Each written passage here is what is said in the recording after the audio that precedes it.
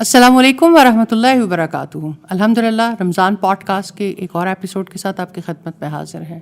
ان pod cost میں یقیناً انشاءاللہ آپ کو بھی اسی طرح سے فائدہ ہو رہا ہوگا جیسے ہم اس سے مستفید ہو رہے ہیں اور اپنی رمضان کی کوالٹی کو بہتر کرنے کی کوشش کر رہے ہیں. گو کہ بہت سارے ایسے اینگلز ہیں جن پہ اب تک بات ہو چکی. جب آپ جیسا کہ جانتے ہیں کہ استاذہ نگہت ہاشمی صاحبہ اس پروگرام کی مہمان خصوصی ہیں اور وہ ہمیں بہت ساری گائیڈ لائن دے رہی ہوتی ہیں کہ کس طرح سے ہم رمضان سے بہترین فائدہ اٹھا سکتے ہیں. جزاک اللہ خیر استاذہ، آپ کے وقت دینے کا، آپ کے اتنی محبت سے سمجھانے کا اور بہت سارے ایسے امپورٹنٹ ٹاپکس کو کور کرنے کا جس کے بارے میں یہ بہت فیڈ بیک ہے کہ یہ بہت نیڈڈ چیزیں تھیں اور ایسی ڈسکشن ہے اور ایک ایسے انداز میں ہے جس سے لوگوں کے لیے سمجھنا بہت آسان ہو رہا ہے. استاذہ، آج ہم رمضان میں کافی آگے الحمدللہ. ہم نے رمضان سے پہلے سے یہ سلسلہ شروع کر رکھا ہے. شعبان میں تیاری کے حوالے سے آپ نے ہمیں بہت ساری گائیڈ لائن دی، پھر رمضان میں بہت سارے موضوعات پر آپ نے ہمیں بہت ساری اہم نکات میں روشنی ڈالی. آج میں چاہتی ہوں کہ ایک دفعہ پھر ہم روزے پہ بات کریں. روزہ رمضان کی ایک اہم عبادت ہے. رمضان المبارک تو اللہ تعالیٰ نے قرآن کی سیلیبریشن کا مہینہ قرار دیا ہے اور اس میں قرآن کو اتارا اور قرآن ہی کی خاصیت کی وجہ سے اسے خاص کیا گیا. لیکن ایک بہت اہم ایکٹیویٹی جو ہم اس میں رکھتے ہیں، ایک دفعہ پھر ہم اس کو ریوائز کر لیں کیونکہ اب ذرا آخری عشرہ بھی قریب ہے اور ہم آگے کی جانب جا رہے ہیں. روزہ کے بارے میں خوبصورت حدیث کہ روزہ گناہوں سے ایک ڈھال کا کام کرتا ہے. بہت سارے بچوں کو سمجھ نہیں آتی ڈھال کیا ہوتی ہے. تھوڑا اس کو ذرا اور ایکسپلین کر دیں تو ان کے لیے اور زیادہ آسانی ہو جائے گی. فیصل، جزاک اللہ خیر. بہت ہی اچھا کیا کہ آج ہم دوبارہ سے روزے پر بات کریں. میں سمجھتی ہوں کہ سارا مہینہ بھی اس پہ بات ہو تو بھی کم ہے، کیونکہ بہرحال روزہ ایک بہت بڑا عمل ہے. ایسے ہی تو رب العزت نے نہیں فرمایا الصوم لی وانا اجزی بہ، روزہ میرے لیے ہے، میں ہی اس کی جزا دوں گا. روزہ کیا کام کرتا ہے؟ قرآن حکیم تو ہمیں یہ بتاتا ہے کہ اللہ تعالیٰ نے روزے اس لیے فرض کیے لعلکم تتقون، تاکہ تم متقی بن جاؤ، تاکہ تم پرہیزگار بن جاؤ، گاڈ فیئرنگ بن جاؤ، تاکہ تم ثواب کی نیت سے کام کرنے لگ جاؤ، تاکہ اللہ کے عذاب کے خوف سے، اس کے روکے سے رکنے والے بن جاؤ. روزہ رکنا ہی تو ہے، روک لگانا. اور روزے میں ہم روک لگاتے ہیں. اور روک کس چیز پہ لگتی ہے؟ جس پہ اللہ سبحانہ تعالیٰ نے روک لگائی ہے. آپ یہ دیکھیں کہ حلال کھانے پینے پہ روک لگائی ہے اور حلال کھانے پینے پہ روک لگا کے دراصل حرام سے رکنا سکھایا. تو روزہ کتنی بڑی لرننگ ہے اور بہت بڑی ٹریننگ ہے. اور آپ نے یہ جو بات کی نا کہ اللہ تعالیٰ فرماتے ہیں کہ روزہ میرے لیے ہے اور میں ہی اس کا اجر دوں گا، یعنی جب بادشاہ کائنات کہہ رہا ہے اور ایک کام کو وہ اپنے لیے اسپیسیفک کر رہا ہے تو وہ تو دے گا بھی تو اجر اپنی شان کے مطابق نا. اس میں کوئی شک نہیں کہ یقیناً وہ اپنی شان کے مطابق اجر دے گا. لیکن یعنی استاد ایک اور بھی تو اس سے ہمیں پیغام ملتا ہے نا کہ اللہ تعالیٰ کے روکے سے رک جانا اس کو یہ ادا کتنی پسند ہے. بالکل، یہ بھی اپنی جگہ پر ہے. دوسری طرف اگر آپ دیکھیں تو اللہ سبحانہ تعالیٰ نے انسان کو اس قابل بنانا ہے کہ وہ جس جگہ سے، جس جنت سے اسے دنیا میں پہنچایا گیا، دوبارہ اس جنت میں بسنے کے قابل ہو جائے. سبحان اللہ. تو روزہ اس میں بڑا کردار ادا کرتا ہے. اب جیسے آپ نے بات کی کہ روزہ ڈھال ہے. جی، ڈھال کا مطلب ہے شیلڈ ہے. شیلڈ ہے. جیسے شیلڈ سے آپ محفوظ ہو جاتے ہیں، پروٹیکشن کے لیے شیلڈ ہوتی ہے. تو آپ یہ سوچئے کہ کسی کے لیے تو بلٹ سے پروٹیکشن اسے چاہیے، کسی کو ماحول میں کچھ اور ایسی چیزیں ہیں جن سے پروٹیکشن چاہیے. تو اللہ سبحانہ تعالیٰ نے روزے کی وجہ سے انسان کو گناہوں سے پروٹیکٹ کرنے کی کوشش کی ہے. تو روزہ ایسی شیلڈ ہے جس کی وجہ سے انسان گناہوں سے بچ جاتا ہے. اب آپ دیکھیے انسان کے اندر اللہ سبحانہ تعالیٰ نے ڈیزائرز رکھی ہیں. انسان متاثر ہوتا ہے ماحول سے، کبھی اپنے ارد گرد والے جو ساتھی ہیں ان کی وجہ سے. کتنے لوگ ہیں جو ایک ہونے کی وجہ سے، گروپ کی وجہ سے یعنی وہ کام کرنے کے لیے مجبور ہو جاتے ہیں. اب دیکھیں شراب بھی کوئی اکیلے اکیلے نہیں پیتا, نہیں, شرابیوں کو بھی کمپنی چاہیے ہوتے ہیں. ہر کام کے لیے کوئی نہ کوئی یعنی کمپنی کی یا آپس میں لائک مائنڈیڈ لوگوں کو ایک دوسرے کے سہارے کی ضرورت ہوتی ہے. گناہ کرنے کے لیے بہت بڑے سہارے کی ضرورت ہوتی ہے. تو اللہ سبحانہ تعالیٰ نے روزے کو اس کے لیے شیلڈ بنا دیا, ڈھال بنا دیا الحمدللہ. اور اب دیکھیں کہ روزہ جو ہے وہ پھر صرف انسان کی کھانے پینے کا روزہ نہیں ہے. روزہ آنکھ کا بھی ہے, روزہ کانوں کا بھی ہے, روزہ ہماری زبان کا بھی ہے, روزہ ہمارے پیٹ کا بھی ہے, روزہ ہمارے اعضاء کا بھی ہے. یعنی اگر آپ دیکھیں تو کہاں کہاں یعنی یہ روزہ اثر انداز ہوتا ہے. آپ نے کہا کہ روزہ, اللہ کے رسول نے فرمایا روزہ گناہوں سے بچنے کے لیے ڈھال ہے. تو اب آپ اس ڈھال کو دیکھیے کہ جب آنکھ کچھ دیکھنا چاہتی ہے تو روزہ آڑے آتا ہے, جب کان کچھ سننا چاہتے ہیں تو روزہ آڑے آتا ہے. آپ دیکھیں لوگ رمضان میں نارملی میوزک سننا اور میوزک لگانا چھوڑ دیتے ہیں. بڑی ایک عجیب, مطلب مجھے بڑے ایک انٹرسٹنگ ایکسپیرینس ہوا. گھر میں بچے ہوتے ہیں, روٹین میں میوزک میں شیطان کی آوازیں ہم جانتے ہیں, اٹریکشن بھی ہے, بچوں کو بھی دل مائل ہو جاتا ہے. ایک 3 سال کے بچے کو جب ہم یہ روٹین میں بات سمجھاتے ہیں کہ میوزک حرام ہے یا میوزک اچھی بات نہیں ہے سننا, تو وہ اس طرح سے اس کو ریزسٹ نہیں کر پاتا. لیکن آج کل اگر آپ کو پتہ ہے ریلز میں اور بہت ساری چیزیں اسکرول کرتے ہوئے ہمارے بھی بہت سارا ایسا کانٹینٹ آ جاتا ہے جس میں میوزک, تو جیسے ہی وہ بچہ گھر میں سنتا ہے تو وہ کہتا ہے رمضان ہے. تو مجھے اتنی اللہ پہ پیار آتا ہے کہ اللہ تعالیٰ رمضان میں ایک اتنے چھوٹے بچے کے دل میں بھی اتنی زیادہ وسعت پیدا کر دیتا ہے کہ وہ کام اگر وہ روٹین میں کر بھی رہا ہے تو اس کو وہ بھی اس وقت وہ بھی غلط سمجھ رہا ہے. مطلب دیکھیں گاڈ کانشیسنس ہے نا, اور گاڈ فیئرنگ ہونا. اگر انسان اپنی فطرت پہ غور کر کے دیکھے تو یہ اللہ تعالیٰ کا دیا ہوا نظام اور پلان ہے. اس میں ہر کوئی بہت سارے حوالوں سے الرٹ ہو جاتا ہے. اور آپ دیکھیں کہ لوگ جیسے گوسپس کرتے ہیں تو روزے کی وجہ سے ان کو خیال آتا ہے کہ کیا فائدہ روزہ خراب کرنے کا. اور کتنے لوگ ہیں جو کہتے سنائی دیتے ہیں میں نے اپنا روزہ نہیں خراب کرنا. جی, تو عام دنوں میں چونکہ روزہ نہیں ہوتا تو پھر وہ خرابیاں جو ہیں یعنی وہ روک لگانے کا وہ پیٹرن ہمارے پاس نہیں ہوتا جو ہمیں اللہ تعالیٰ روزے میں عنایت کر دیتے ہیں. لیکن لرن تو انسان کرتا ہے نا. جی بالکل, ایسا نہیں ہے کہ لرن نہیں کرتا. اور پھر آپ دیکھیں کہ جیسے زبان ہے, زبان سے انسان جھوٹ بولتے ہیں, چغلیاں کرتے ہیں, غیبتیں کرتے ہیں, دل دکھاتے ہیں, تانے دیتے ہیں, کسی کا مذاق اڑاتے ہیں. لیکن زبان کھلتی ہے تو ارد گرد والے بھی کہتے ہیں چھوڑو ابھی آپ روزے سے ہو, پھر یعنی کہ اس طرح کی بات زیب نہیں دیتی. اور یہ کوئی یعنی کہ میں یہ نہیں کہتی کہ جو بہت زیادہ دیندار لوگ ہیں وہ ایسا نہیں, عام لوگ ایک دوسرے کو ضرور احتیاط کرتے نظر آتے ہیں. مسلمانوں میں یہ خوبی ہے کہ وہ احتیاط کرتے نظر آتے ہیں. جو خوبیاں ہیں اگر ان پہ ہم زیادہ بات کریں تو وہ سامنے بھی آتی ہیں. اور اسی طرح سے آپ دیکھیں کہ رمضان میں لوگ جو ہیں وہ حلال و حرام کے بارے میں بھی کانشیس ہو جاتے ہیں, کیا کھانا ہے کیا نہیں کھانا. تو حلال و حرام کی کانشیسنس بہت آتی ہے. روٹین میں کوئی حرام کھاتا ہے اسے یہ کبھی فیلنگ نہیں ہوتی حرام کھانے والے کو کہ اچھا یعنی میرے پیٹ کا بھی روزہ ہے, مجھے حرام نہیں کھانا, پیٹ کو حرام نہیں کھلانا. لیکن رمضان میں لوگ کانشیس ہوتے ہیں. ایون جو بہت عادی لوگ ہوتے ہیں سود کھانے کے, ایون وہ لوگ بھی کانشیس ہو جاتے ہیں, ان کے دل کے اندر بھی یہ بات بار بار اٹھتی ہے.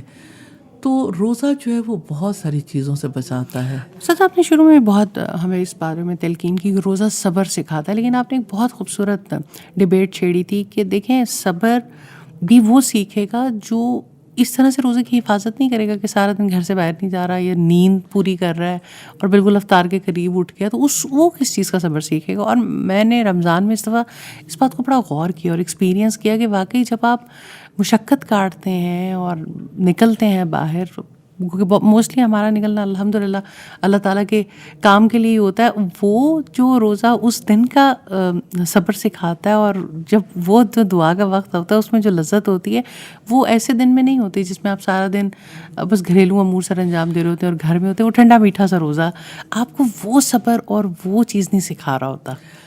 فائزہ ایسا ہے کہ جیسے انسان کچھ لوگ ہوتے ہیں کہ جو اتنا زیادہ کانشیس نہیں ہوتے ذائقوں کے لیے. لیکن جن کو ذائقوں سے انٹرسٹ ہوتا ہے وہ عام کھانے پہ ٹھہرتے نہیں ہیں. وہ چاہتے ہیں کہ کھانا جو بھی ہو, ہلکا پھلکا کھانا بھی ہو لیکن اس میں لذت ضرور ہو. اسی طرح سے آپ دیکھیں کہ جیسے ہمارے مانوی افعال ہیں, یعنی ہمارے کام ہیں, جیسے اس میں بھی لذت بہت زیادہ میٹر کرتی ہے. یعنی ایک چیز کا آپ کو پتہ ہی نہیں چلا, آپ سے ہو گئی.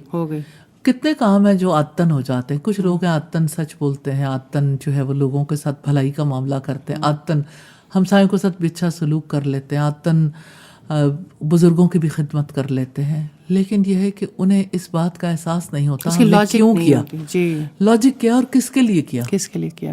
تو اللہ سبحانہ تعالیٰ تو ہر انسان کی نیت کو دیکھتے ہیں کہ نیت کے مطابق انسان کے عمل کا تعین ہوتا ہے کہ انما الاعمال بالنیات, کہ عمل کا دار و مدار نیتوں پر ہے. رمضان میں کانشیسنس آتی ہے, انسان کو یہ احساس رہتا ہے کہ میں کوئی کام کیوں کر رہا ہوں اور اسے ہونا چاہیے, اور اگر نہیں ہے تو اسے ہونا چاہیے. اور پھر آپ دیکھیں کہ یہ روزہ ہی تو ہے کہ اس میں انسان پابند ہو جاتا ہے. کچھ لوگ ہوتے ہیں وہ کہتے ہیں کہ ہم کسی پابندی میں نہیں رہ سکتے, ہم پر کوئی پابندی نہ لگائیں, ہمیں ٹائم باؤنڈ نہ کریں, ہمیں جو ہے وہ پلیس باؤنڈ نہ کریں, ہمیں جو ہے وہ یعنی کئی اور طرح سے جو ہے وہ چاہتے ہیں کہ ہمارے اوپر کسی قسم کی کوئی ایسی بات نہ ہو کہ ہم پابند ہو جائیں. لیکن روزے میں ہر ایک کو پابند ہونا پڑتا ہے, کھانے پینے کے لیے بھی اور اسی طرح سے اپنی نیند کے لیے بھی, باقی معاملات کے لیے بھی. تو روزہ پابند زندگی کی مشق کرواتا ہے کہ آپ کا ایک میل ڈسپلن ہے, اس کے بعد آپ نے نہیں کھانا, اس سے پہلے آپ نے نہیں کھانا. سحری اور افطاری میل ڈسپلن, کتنا زبردست میل ڈسپلن. اور پھر آپ یہ دیکھیں ہر موقع پہ رک جانا, کہ اکیلے کھانا اور سحری اور افطاری میں سب کا مل کر کھانا, کہ چاہیں نہ چاہیں لیکن سب لوگوں کو پتا ہے کہ فیملی بھی ایک جگہ اکٹھی ہو رہی ہے, اور پھر فیملی کے علاوہ بھی ریلیٹیوز ہیں یا نیبرز ہیں یا دوست احباب ہیں, کس طرح سے افطاریوں پہ لوگ اکٹھے ہو جاتے ہیں. اسی طرح سے آپ دیکھیے کہ جیسے سلیپ کا بھی ایک ڈسپلن ہوتا ہے کہ آپ کو پتہ ہے کہ آپ نے سحری کے وقت اٹھنا ہے, اور اگر وقت پہ نہ سوئے تو یا تو پھر بالکل نیند کو ڈراپ کریں گے کہ آپ جاگتے ہی رہیں, یا پھر یہ ہے کہ آپ کو وقت پہ سونا ہے. تو آپ کو بہرحال پابند ہونا ہی پڑتا ہے. اگر آپ اپنی عبادت بہتر کرنی ہے تو آپ کو وقت پہ سونا اور وقت پہ جاگنا پڑتا ہے. جی بالکل. اور حد میں رہنا سیکھتا ہے انسان. کتنا زیادہ ضروری ہے کہ انسان باؤنڈری میں رہنا سیکھے. تو باؤنڈری میں رہنا جو ہے نا, حدود کے اندر رہنا ہی تو دین سکھاتا ہے. اور جیسے قرآن حکیم میں آتا ہے تلک حدود اللہ, یہ اللہ کی حدود ہیں, ان سے تجاوز مت کرو. تو روزہ جو ہے نا عام معاملات میں بھی حد کے اندر رہنا سکھاتا ہے, اور پھر خاص معاملات تو خاص ہی ہیں. تو روزہ پابند ہونا سکھاتا ہے, اور یہ پابندی انسان کو بہت نفع دیتی ہے. الحمدللہ.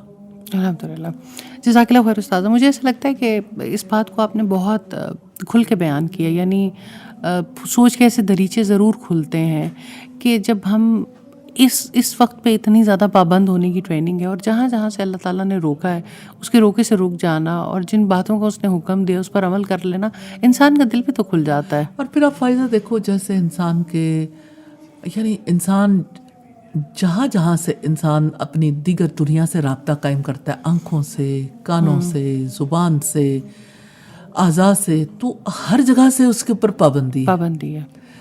ایک پابندی سے کتنی پابندیاں انسان سیکھتا ہے. اور آپ دیکھیں کہ پوری اس کی زندگی ڈسپلنڈ ہو جاتی ہے کہ مجھے اللہ کی حد میں رہنا ہے, اور اللہ کی حد میں رہنا ہی اسلام ہے. الحمدللہ. شکر الحمدللہ. استاد صاحب, روزہ یہ بھی تو سکھاتا ہے کہ انسان مشترکہ اپروچ کے اوپر آتا ہے. جیسے بھی آپ نے تذکرہ بھی کیا کہ انسان ایک وقت میں کھاتا ہے, پھر فیملی کے ساتھ کھاتا ہے. یہ بہت زیادہ چیز ہے جو ہمارے ینگسٹرز کو بھی, بچوں کو بھی سکھانے کی ضرورت ہے, اور ہمارے خود کے لیے بھی, کہ اپنی بھوک کی احساس کے ساتھ لوگوں کی بھوک کا احساس بھی کرنا. یہ کس طرح سے مددگار ثابت ہو رہا ہے, اس کا کتنا اجر ہے؟ اچھا, آپ یہ دیکھیں کہ آپ کسی کے روزے کا اندازہ لگانا چاہتے ہیں نا کہ روزے نے اس کے اوپر کوئی اثر کیا ہے یا نہیں. افطار کے وقت دیکھیں کہ وہ ارد گرد والوں کا کتنا لحاظ کرتا ہے. کچھ لوگ کبھی ارد گرد والوں کا لحاظ نہیں کرتے, اکٹھے بیٹھے ہوئے خاندان میں, دوست احباب میں, وہ ہمیشہ یہ دیکھتے ہیں کہ اس وقت صرف میری بھوک ہے یا صرف میرا معاملہ ہے. تو جو لوگ تو مسلسل ٹریننگ میں رہتے ہیں ان کا معاملہ تو فرق ہے, لیکن عام افراد کو اگر آپ دیکھیں تو پتہ لگ جاتا ہے کہ کون جو ہے وہ اصلی میں روزے سے تھا, کس نے گاڈ فیئرنگ ہو کے روزہ گزارا ہے. اصل بات تو یہی ہے کہ انسان اپنے آپ کو انڈر آبزرویشن فیل کرتا ہے روزے میں. جیسے نماز کے لیے رسول اللہ نے فرمایا ان تعبد اللہ کأنک تراہ فإن لم تکن تراہ فإنہ یراک.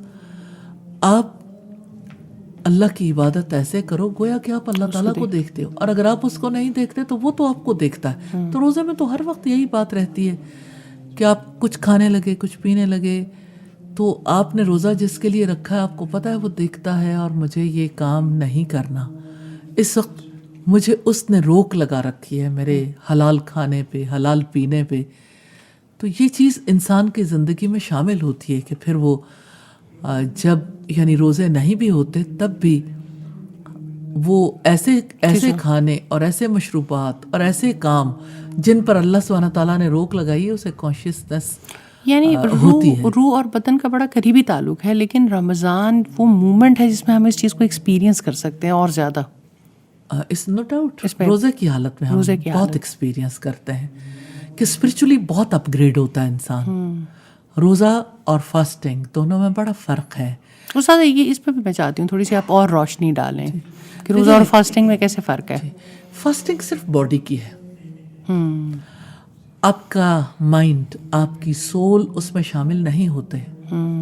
کتنے لوگ ہیں جو انٹرمیٹنٹ ڈائٹ کرتے ہیں, صحیح, اور اپنا ویٹ ریڈیوس کرتے ہیں. اچھا ضرور کریں, اپنے کوئی یعنی جہاں پہ بھی انسان کو مشکل محسوس ہوتی ہے, زندگی میں رکاوٹ آتی ہے, اسے کرنا چاہیے. لیکن بات یہ ہے کہ انٹرمیٹنٹ ڈائٹ سے آپ کے بدن کو تو فائدہ ہوتا ہے, لیکن آپ اسپرچولی اپ گریڈ نہیں ہوتے. آپ کا ایک لنک, آپ کا کنیکشن اپنے رب سے نہیں جڑتا. اور رمضان میں دیکھیں یعنی intermittent fasting is only for your body, but روزہ اور یہ this fasting is for your mind, body and soul. جی بالکل. اصل میں بات یہ ہے کہ انسان صرف جسم نہیں ہے. جی, آپ انسان کو ایک بلی پہ, ایک کتے پہ, ایک پرندے پہ, ایک یعنی کسی مچھلی پہ تو قیاس نہ کریں, نہیں کریں. انسان کے اندر اللہ سبحانہ تعالیٰ نے اپنی روح پھونکی ہے اور انسان کو عقل عطا کی ہے. تو روزہ جو ہے انسان کو عقلی طور پر زیادہ باشعور بناتا ہے, ہر وقت کی کانشیسنس. یعنی سر یہ بہت ہی امپورٹنٹ بات ہے کہ جیسے ہمارے دین اور دنیا کی تعلیم کو الگ کر دیا گیا, جبکہ اس کا الگ ہونے سے کوئی تعلق نہیں تھا. دین تو آئی دنیا گزارنے کے لیے تھا, دنیا اور تو یہ اتنا بڑا ایک ہمارے درمیان ایک ڈفرینس کھڑا کر دیا گیا کہ یا آپ دیندار ہیں یا آپ دنیا دار ہیں. کہ جی مجھے تو یہ منطق کبھی سمجھ ہی نہیں آئی.